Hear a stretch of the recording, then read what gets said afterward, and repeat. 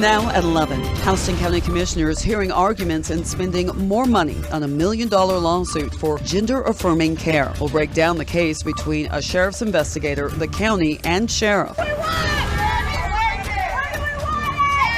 More than 400,000 students are out of the classroom as Los Angeles teachers walk out. We take you to today's protests. A Macon cell phone store says they've been robbed 3 times in the past 2 weeks alone. We'll show you some of the security footage and give you an update on the investigation. 13 WMAZ News at 11 starts right now with Frank Malloy, Lori Johnson, Chief Meteorologist Ben Jones, and Marvin James with sports. Several people in Houston County challenged county commissioners today on why they've spent more than $1 million fighting a lawsuit filed by a county employee. Hello, and thanks for joining us. I'm Frank Malloy. And I'm Lori Johnson. We've been covering this case since 2019. That's when sheriff's investigator Anna Lang sued the county and sheriff because they refused to pay for her gender-affirming medical care. Rami Cohen went to the meeting, and she joins us in studio to break down the case. Yes, Frank and Lori, tonight commissioners heard arguments from both sides. Those who said that the commission should accept the judge's ruling and pay for the surgery, and others who said Lang should get no help from the county. We have a chance to affirm transgender lives. Amanda Schuber, a member of Houston County's LGBTQ+ network, attended. Schuber says gender-affirming surgery is medically necessary. But I think it's more than that. I think it's life-affirming surgery and treatment. These insurance plans cover all kinds of things that aren't life-affirming. A federal judge last year ordered the county to pay, saying they were discriminating against a transgender employee. Houston County is challenging that in federal appeals court. Lang's lawyer says treatment will cost around $25,000. Julian Santos is the founder of Houston County LGBTQ+ network. Santos and around 10 of his group members came to the event to speak out for Lang. A life or death situation, because a lot of people who are trans will feel like they don't have any other option if they're living in someone else's skin. Lang's lawsuit says she suffers from gender dysphoria. That's defined as an innate internal sense of being male, female, or some other category. It does not match their physical characteristics from birth. Daryl Allen lives in Warner Robins. He says the commission should spend more money to fight this case. Me and my wife, we struggle to get pregnant. There's zero money, funds for that. People that want to practice being who they are and to have and raise children, there's no help for us. Jacqueline Rozier agrees with Allen. That individual made a choice to decide to change the gender. Then they make the choice, then they pay the cost. Lang has worked at the sheriff's office for nearly 20 years. Her lawyers previously spoke to 13 WMAZ. They said their research shows that insurance premiums for county workers would not increase if the county paid for Lang's coverage. We want to make sure that Houston County citizens know what's going on, that they know that it's wrong, and that they know that there's people out here trying to do something about it.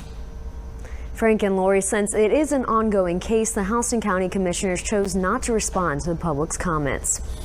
All right, thank you, Ramey. Anna Lang did not attend today's meeting due to ongoing legal proceedings. She did send us a statement. It reads in part, "I'm very grateful for the support. Once again, I'm calling on the county to do the right thing and stop wasting taxpayer money defending their losing case." More news coming up a little bit later. Time now to turn our attention to the weather. Meteorologist Taylor Stephenson joins us this evening. Yes, and I'm glad that we're seeing the warmer temperatures as we begin this first week of spring. Around the area, we're starting to see temperatures a lot warmer than this time yesterday. Live look from Macon shows you that it is dark. We have a few clouds rolling in and out of the area. Temperatures right now in Macon still sitting in the upper 40s area wide, a little bit warmer as you head south. By people in Vidalia are sitting so warm upper 50s for 11 p.m. 46 as you head in Monticello, 49 in Sparta, 48 in Milledgeville. Current sustained winds are calm and will stay calm throughout the night, but the sea breeze, which comes from the east, is pulling in that warm, moist air with live radar showing you we're quiet. Now, this warm, moist air could fuel a stray shower tomorrow, but for tonight, we'll stay quiet with temperatures dropping into the mid-40s, thankfully above freezing. Now, this is only a part of a warming trend that will continue through the rest of the work week. I'll have your full forecast. It comes up in a few minutes. Georgia's Supreme Court upholds a life sentence for a Milledgeville man connected to a fatal drive-by shooting. More than 30 people snared at a Twiggs County traffic checkpoint, and the GBI investigating possible crimes committed by staff at the Baldwin County Superior Court Clerk's office. If you're just catching up on today's news, let's get you up to speed. In 2017, documents show Malik Taylor was driving around town with 3 friends, including Jaleel Solomon. All 4 were armed. Someone in the car opened fire at Malik Murray, who was standing outside a home on Central Avenue. Murray shot back. Solomon was hit in the head and died. Investigators charged Malik Taylor and others in the car with felony murder, saying they were responsible for the shootout. Taylor's lawyers argued he was acting in self-defense, and his trial judge failed to explain the self-defense argument properly to the jury. The state Supreme Court disagreed and said the judge acted properly. Twiggs County Sheriff's Office seized cocaine, ecstasy, marijuana, and several illegal guns during a traffic sting last Thursday. The Sheriff's Office and other agencies stopped drivers who pulled off exit 27 on I-16. Charges included DUI, felony drug possession, and possession of a firearm during the commission of a crime. District Attorney T. Wright Barksdale says he requested the GBI to investigate possible wrongdoing at the Baldwin County Superior Court Clerk's office. Barksdale told the GBI court orders and other documents may have been misfiled, not filed, or possibly altered. He says that may have affected defendants' rights and their eligibility for parole. More than 400,000 students are out of the classroom in Los Angeles and will be for the next 2 days. Now, it's not spring break. Instead, school employees are on strike. The union demanding a 30% raise and better working conditions for 30,000 essential support workers who've been without contracts since June of 2020. The district superintendent says the union refuses to negotiate, but once both sides start talking, they're hopeful they can come to an agreement quickly. About 80% of students in the district are low income and depend on the schools for meals. So the district is still providing meals and supervision. The city also opened up 30 rec centers for students. A New York grand jury is still investigating alleged hush money payments coordinated by former President Trump. The former president could be charged with falsifying business records connected to payments allegedly made to adult film star Stormy Daniels during the 2016 campaign. Barricades remain in place in New York amid potential fallout if the former president is indicted. He also faces 3 additional investigations, 2 by the Justice Department for storing classified documents and inciting the January 6th Capitol riot, and the Fulton County election fraud case in Georgia. Japan's prime minister made a surprise visit to Ukraine today. The trip stole some of the global attention from China's president visiting Russia this week. The prime minister arrived in Kyiv to pay tribute to Ukraine's fallen soldiers. He also met with Ukrainian's President Volodymyr Zelensky. Zelensky said in a joint news conference he would virtually join an upcoming G7 summit in Japan. Japan is due to host the summit in May. Lawmakers under the Gold Dome continue to vote on a slew of bills ahead of the final days of this year's legislative session. Bills now heading to the governor's desk include an anti-gang recruitment measure and a ban on youth transgender surgeries. Senate Bill 44 will increase gang recruitment penalties. It increased the mandatory minimum jail time for recruiting anyone 17 and younger into a gang to 10 years. That goes up with repeat offenses. Another bill prevents certain surgeries and treatments for transgender minors. The Senate passed the bill this afternoon after it cleared the House. The measure prohibits providing hormone replacement therapy and gender-affirming surgery to minors. The bill does include exemptions for people with a medically verifiable sex development disorder or who need treatment for other medical conditions. The use of puberty blockers is still allowed under the law. And the governor signed a bill to provide temporary tax relief for impacted buildings in natural disasters. Damaged properties will undergo an assessment before being eligible for assistance. Now, you might remember a version of this measure on your 2022 ballot. Voters approved the resolution for local governments to provide temporary tax relief following natural disasters. We know the Peach State's a great place to be, and that couldn't be more true for higher education. Georgia has not 1, not 2, but 3 best colleges and universities. U.S. News and World Report shows Emory, Georgia Tech, and the University of Georgia ranking among the top 50 national universities. Emory ranks 22nd, Georgia Tech is 44th, and Georgia is 49th. The rankings take into account 17 measures of academic quality, including undergraduate major options, research opportunities, plus campus life and cost. A new survey from AAA shows 41% of Georgians plan to travel for spring break, and some have already reached their destinations. They say 87% of Georgians plan to travel in 2023. That's up from 56% last year. Spring break travel plans are up 11% from last year. Beach vacations are the most popular choice, with Florida as the top spot. Changes coming to the Chick-fil-A app. The fast food chain says it will introduce new rewards, but they also announced an increase in points required to redeem those rewards. It's not clear what kind of increase the restaurant will make or whether it will be applied the same to all items. The changes will take effect April 4th. Next at 11, a phone store recovering after someone broke in and stole electronics. We share what we know so far. Plus, here's a look at today's almanac. We reached a high in the mid-60s, still below average, but this week, as we round out the work week, we're going to rise above average. The 7-day is after the break. Welcome back. A Macon cell phone store continues to clean up debris and recover inventory after a break-in early this morning. The manager at the Metro by T-Mobile store on Mercer University Drive says they've had several robberies in the past couple of weeks. Anthony Montalto shows you how they're working to stop them from happening. The supervisor here tells me they're boarding up the windows for the third time in just 2 weeks. The most recent break-in happened early Tuesday morning. They say the burglar got away with somewhere between $300 and $500 worth of merchandise. Another day, another break-in. This has happened 3 times. It hasn't happened any times at any of my other stores. More stolen merchandise. Last time it was like 600 to 700. And for Supervisor Charles Lopez, stolen patience. 3 times in 2-week period. It's very stressful because this is the last thing I want to be taken care of. The store's security cameras show someone breaking in and crawling through the bars of one of the windows around 2 a.m. Tuesday. And just last week, someone shattered the door with a rock and climbed over the security gate. It's actually more expensive to fix the windows every single time he comes in rather than replace the accessories he stole. Lopez says the fixes and additional safety upgrades like bars on the windows help his staff feel safe. We basically set up things like this so that they feel secure, that when they come to work that they'll be safe and there won't be anything like that happening at our locations. The store now has 2 people working at all times the store is open for added security. With the new windows and new precautions, Lopez says the only thing left to do is care for his team. We're here for them. If they need anything, we're here for them. If they feel unsafe, we don't get mad if they want to call out for situations like this. Now they're also going to take some additional precautions like fortifying those bars in the windows, and they're also going to install some trackers in some of the merchandise so that way if they're robbed again, they can track the burglar. In Macon, Anthony Montalto, 13 WMAZ News. Lopez says deputies told them they've identified a suspect for the break-ins, but he has not been arrested yet. He says deputies suspect the man also broke into other stores in the same plaza. The next time you go swimming in Amerson River Park, there'll be some new rules to follow. Macon-Bibb County Commissioners approved an ordinance at tonight's commission meeting.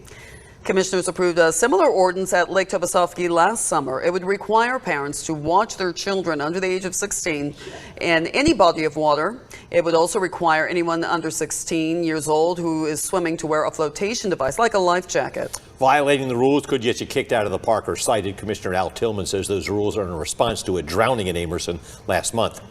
Commissioners also approved a $2 million grant from the Federal Aviation Administration. The money will go toward fixing 1,500 feet of taxiway at Middle Georgia Regional Airport. And commissioners okayed a $100,000 grant from the Department of the Treasury to fund improvements to the entrance of the Okmulgee Mounds National Historical Park. New information tonight. All 3 counties voting to continue a 1-cent sales tax, and all 3 counties and voters in those counties approved the measure. 7% of registered voters came out in Baldwin County. This is a general splost, and it passed easily. In Twiggs County, their e-splost overwhelmingly passed. It'll fund a variety of school improvement projects. And in Jones County, a total of 3% turned out countywide, 700 votes in favor of their e-splost to 97 no votes. Almost 88% said yes. A little cherry blossom history straight from the archive.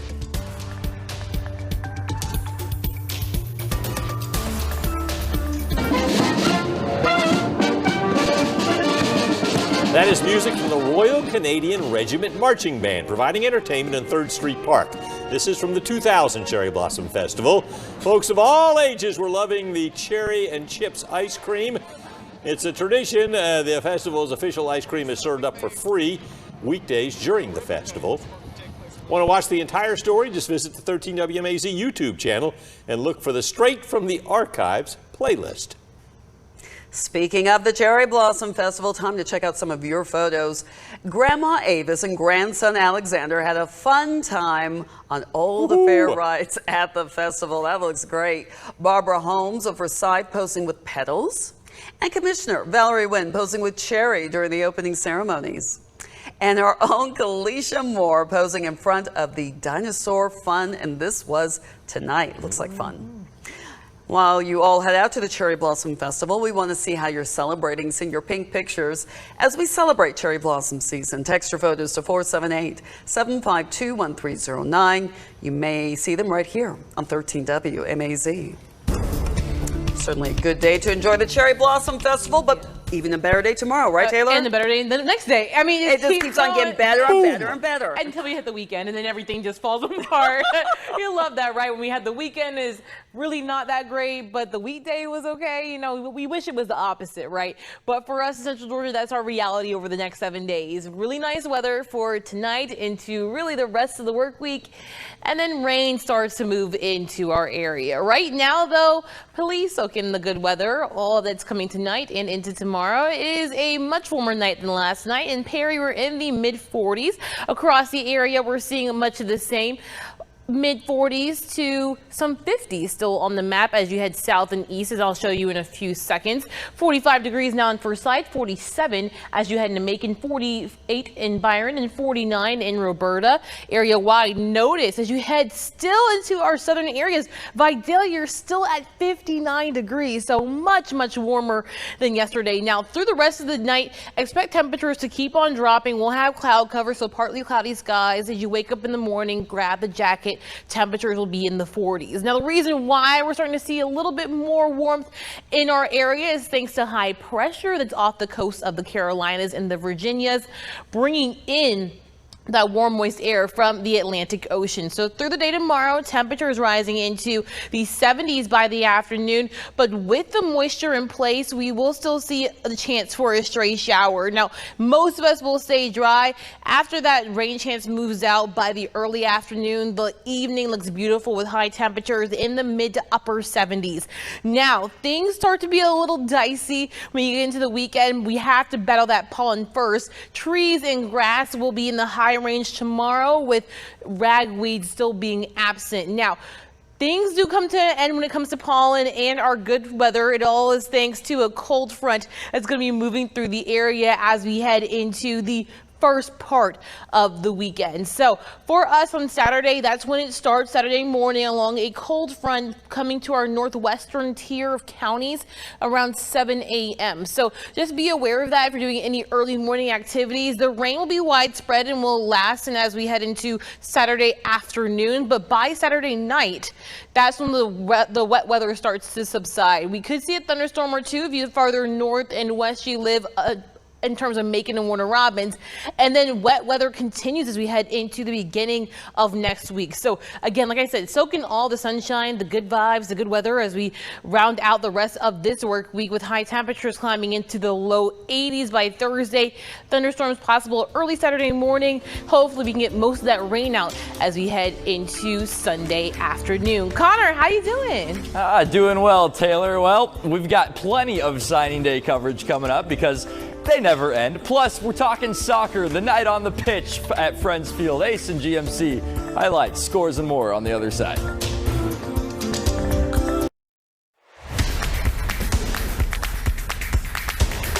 All right, how we doing, Central Georgia? Getting into the thick of region play as the high school soccer season rolls right along. Plenty of action to be had all across the area tonight, but Ace is the place. Coach Robbie Jones and his Ace Griffins welcoming GMC to Friends Field for a doubleheader. First up, the ladies. The Griffins pull the GMC goalkeeper out of position, and from there, Catrice Donaghy just watches this one roll into the back of the net. That's too easy. That is Ace's 5th goal of the afternoon, 73 minutes in.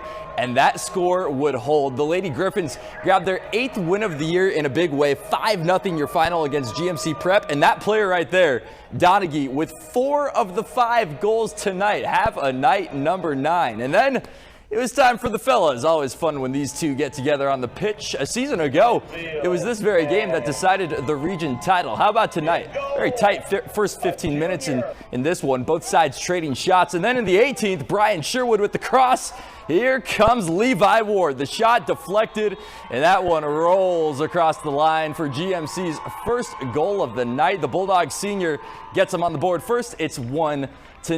That would be our score at the half. Skip ahead second half, just about 10 minutes in. Griffin ball. Watch the tackle here by GMC's Owen Simpson. Mr. Ref not going to take kindly to that one. That is in the box. Free kick coming from Ace. This is Alex Jordan doing his thing. Stutter step. The shot. That's a goal. Back of the net for Ace, the equalizer at the 29:38 mark. They call him El Diablo, and he was en fuego tonight, but it's all Bulldogs the rest of the way in this one. GMC quickly bounces back for two more second half goals from Tyler Smith and the freshman Benny Huff. Bulldogs win 3-1. GMC 9-1-1 on the year. Other scores coming in from tonight.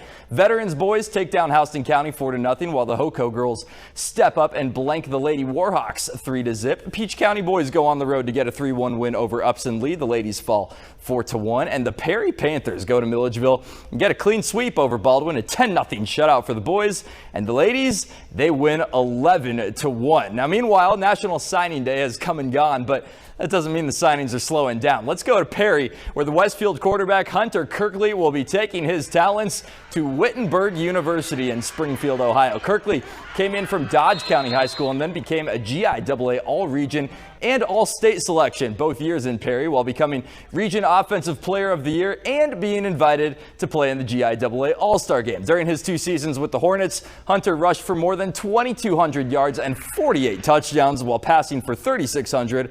All in all, accounting for 42 scores. Not too bad. Let's go to Milledgeville, where GMC prep quarterback Tyler Saunders will be staying put in the red and black. He signs with Georgia Military College. The Bulldogs' 6'2" QB threw for nearly 2,000 yards and accounted for 21 touchdowns over his 3 years starting for the Dogs. Excited to see what Tyler does with Coach Rob Manchester sticking it out in Milledgeville. And down the road in Houston County, veteran senior Anthony Morley is starting all-region DB for veterans. He's taken his talents to Georgetown College in Kentucky to play for the Tigers. Morley, a team captain with 34 tackles, a forced fumble, recovery, blocked field goal attempt, and 6 pass breakups. All right, that just about does it for now in sports. We're coming back after this. All right, last week we told you about rescue animals vying for a chance to be the Cadbury Bunny, and they finally announced a winner. From dogs and cats to bunnies to chinchillas and a squirrel, we told you about a tiny horse and a sheep that made it to the finals. But only one was crowned perfect pet. It's Crash, a one-eyed cat from Boise, Idaho. Oh, wow. He broke his leg, jaw, and lost that eye after a car hit him. Baby. But now he's the resident shelter car who can high five and now will be the next Cadbury Bunny. Shelter cat. Yes. What's his name again? Crash. Very good. Yay! Crash. Crash. Happy for Crash. So cute. Yes, congratulations. Well, definitely feeling like we're nearing Easter right now. Temperatures tonight will fall into the mid-40s, much warmer than last night. 80s on the map as we head into Thursday, and then our big chance for rain comes on Saturday, maybe a thunderstorm or two. But overall, a pretty nice way to end the work week. All right, thanks for watching Morning Teams in at 5 a.m. The latest news and other updates on the 13 WMAZ mobile app. Late show coming up next. Have a great night.